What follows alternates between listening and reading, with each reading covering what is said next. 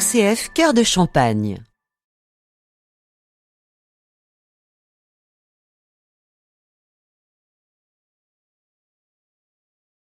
Chers amis, bonjour et bienvenue dans Épiscorama avec Monseigneur François Touvet, évêque de Châlons. Monseigneur, bonjour. Bonjour Florent et bonjour à tous.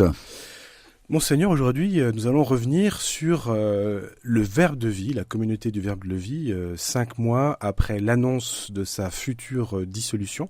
Je crois que c'est important de le rappeler. L'Église a laissé un temps pour la transformation, la reconversion des personnes. L'annonce a été faite le 24 juin dernier, mais la dissolution, corrigez-moi si je me trompe, c'est au 1er juillet 2023, c'est ça ? C'est ça, c'est prévu à la fin du mois de juin 2023, c'est un an après l'annonce. Alors l'Église a parfois géré de manière un peu brusque des dissolutions ou des fermetures, mais cette fois-ci, ça n'est pas le cas.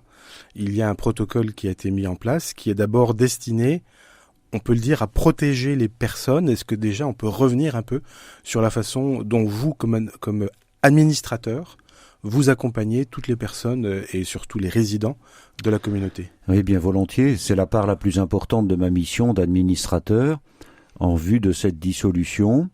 Donc, il y a les membres de la communauté qui étaient résidentiels dans une maison du Verbe de vie, à peu près une quarantaine de personnes, des laïcs ou des consacrés, et que j'accompagne en plus d'un accompagnement psychologique qui leur a été offert pendant tout l'été et qui se poursuit encore au rythme de chacun et qui s'est complété par des bilans de compétences de façon à ce que chacun et chacune puisse faire le point sur sa situation et comparer ses propres aspirations à la réalité de ce qu'est la personne à la date d'aujourd'hui, à ses réelles capacités.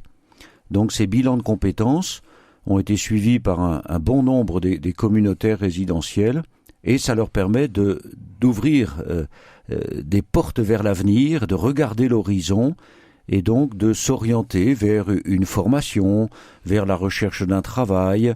Et donc je les accompagne moi-même comme évêque avec beaucoup d'attention, avec beaucoup de temps pour les aider à discerner au fort externe ce qui conviendra le mieux.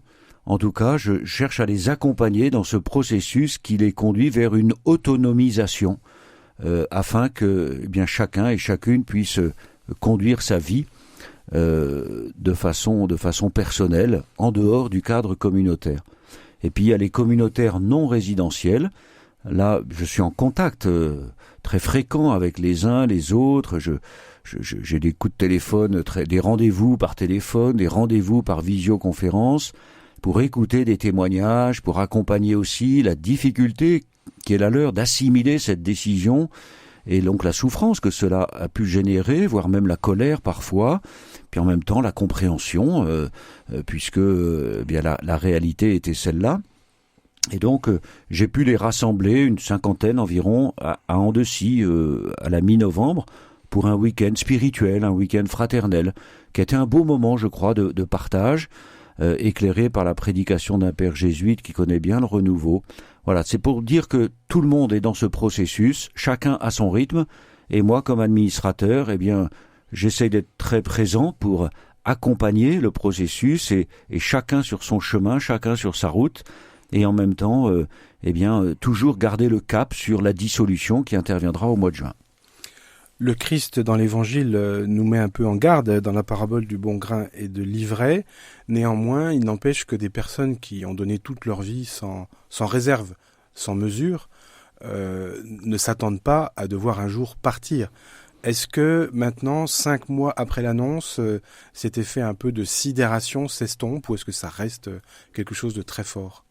Non, je crois que l'effet s'est estompé. Il reste beaucoup de souffrance.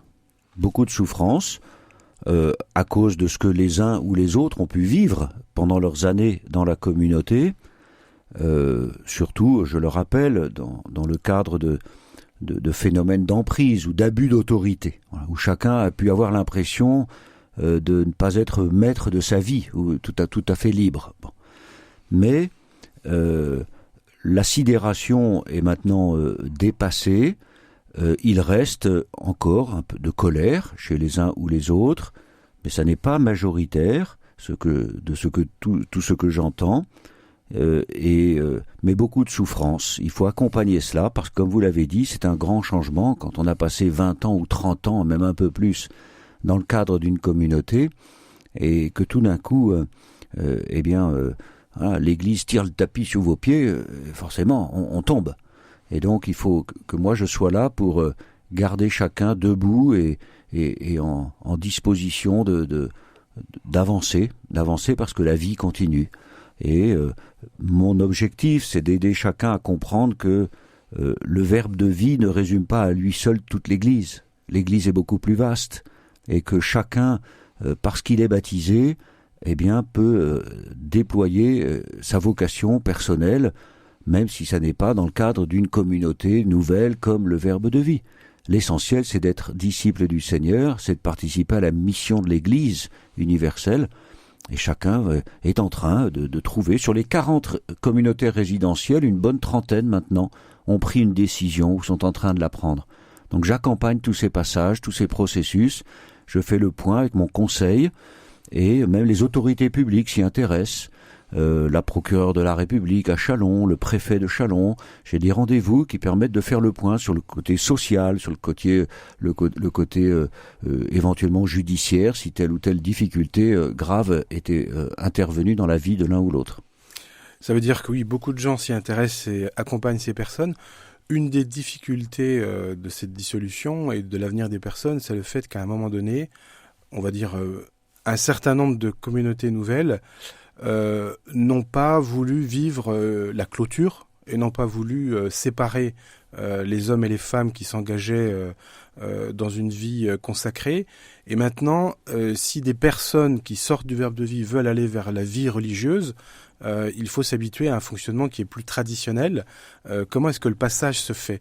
La formation, la clôture, la séparation des hommes et des femmes ? Alors, vous avez raison de rappeler, c'est un des points de difficulté qui a existé aussi à la communauté des Béatitudes avant que le Saint-Siège n'intervienne, justement pour bien réguler les choses et séparer les différents états de vie.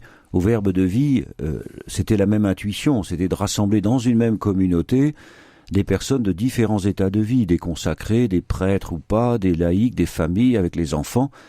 Je sais, pour avoir entendu des témoignages, que certaines personnes qui étaient enfants, il y a 25 ou 30 ans, ont beaucoup souffert de voir leurs parents tellement engagés dans la communauté qu'il n'y avait quasiment plus de vie de famille.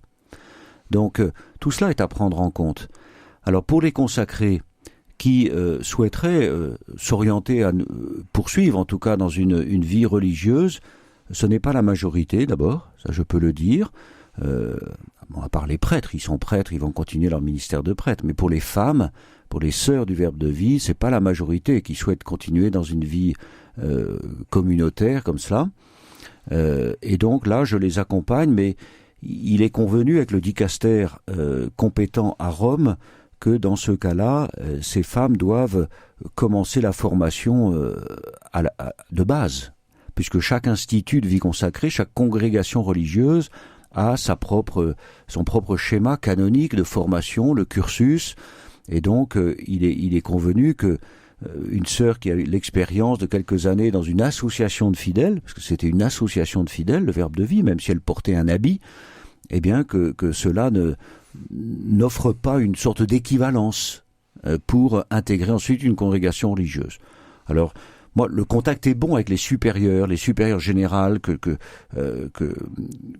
à qui je confie le soin de discerner pour telle ou telle sœur du Verbe de vie. Le contact est bon, ça se fait de façon très très confiante et paisible, mais c'est un chemin, encore une fois, et que les sœurs acceptent, puisque si leur cœur est animé par ce désir d'une vie religieuse, eh bien elles entrent dans un schéma canonique, un cursus de formation qui leur sera proposé.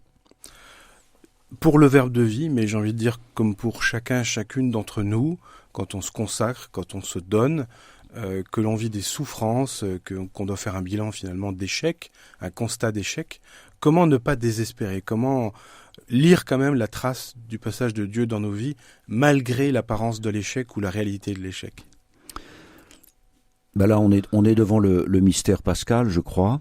nous savons, hein, nous croyons que Jésus est mort sur la croix et qu'il s'est relevé d'entre les morts. Et ce mystère pascal, ce n'est pas simplement un fait de l'histoire, un fait du passé, comme on pourrait lire l'histoire du règne de Louis XIV ou je ne sais quoi. Le mystère pascal, il est inscrit dans notre propre vie. Parce que nous sommes baptisés, nous participons à ce mystère de la mort et de la résurrection.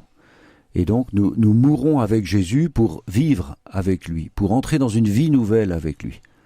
Alors il me semble que chaque disciple du Seigneur fait l'expérience.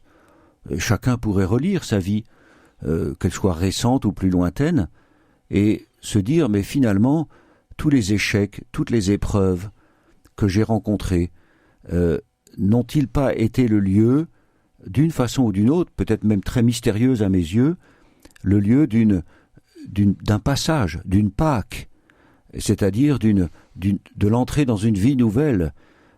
Parfois, c'est aussi le mystère de notre péché, et parce que nous recevons le pardon, nous entrons dans une sorte de résurrection, de renouveau, une vie nouvelle.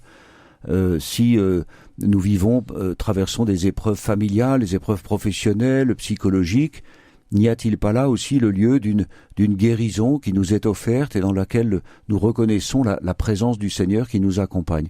Je crois que c'est une façon de lire cela, d'essayer de l'accepter. Nous ne recherchons pas les épreuves, nous ne recherchons pas les souffrances, sinon on serait des masochistes. Nous ne nous contentons pas de cela, on ne s'en satisfait pas, mais lorsque l'épreuve est là, nous essayons de la vivre avec Jésus, qui nous offre le renouveau, la résurrection, la renaissance. Une dernière question, comment est-ce qu'on peut vous aider à aider les personnes qui sont passées par le Verbe de vie? Bien, vous savez, il y a, je crois déjà beaucoup la prière, la force de la prière pour eux tous et pour ma mission, parce qu'elle n'est pas mince, elle n'est pas légère, en plus de la charge du diocèse de Châlons. Je crois qu'il y a aussi l'amitié avec tous les frères et les sœurs du Verbe de vie que nous connaissons. Certains sont encore dans notre diocèse de Châlons, d'autres sont déjà partis en Suisse ou dans d'autres diocèses de France ou pour chercher un travail. Si nous les connaissons, c'est de garder le lien d'amitié, de prendre des nouvelles, de les accompagner vraiment, et puis de savoir répondre aussi à des demandes quelquefois très matérielles. Déjà sur les ondes d'RCF, on avait fait un appel pour des vêtements, ça a été extraordinaire. Ça a été extraordinaire, toutes les sœurs ont pu, lorsqu'elles ont quitté l'habit religieux, trouver de quoi se vêtir et partir dans la vie civile. Mais il peut y avoir des compétences professionnelles qu'on peut mettre à leur disposition pour faire un curriculum vitae, apprendre toutes sortes de formalités, se mettre ou trouver un logement, etc., chercher du travail. Voilà, je pense que c'est ça, c'est cette présence amicale et d'offrir nos compétences et notre bienveillance. Monseigneur Touvet, je vous remercie. Merci. Quant à vous, chers amis, je vous donne rendez-vous très bientôt pour un nouvel épisode d'Episcorama. RCF Cœur de Champagne.